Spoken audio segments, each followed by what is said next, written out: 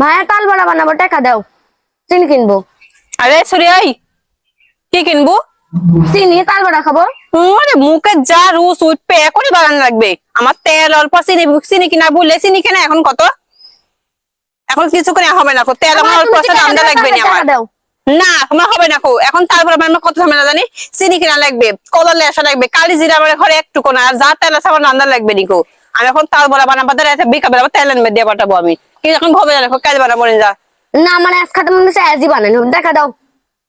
কিরকম মুড়া চিনি তেল কিনে লেসা বানাগা, খাওয়ার বেলা তো মুখটা বন্ধ করে আমি খাবো না নিকো আজকে। থামানি যায় না, তুমি খাবো তো?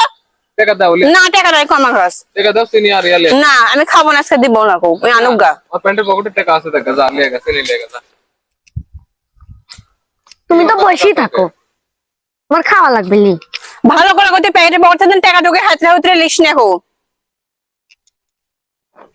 মানে বোন যা চাবে রে পিয়া, সখন তেন পার হস নিকো। চুপ করে থাকো, খাওয়ার বেলা খাবি না আবার ইয়া। খাওয়ার বেলা খাবেন না রিয়া, টাকা দেন লিস না কো। যাও যাও দাও, 100 টাকা দাও, চিনি লিয়ে।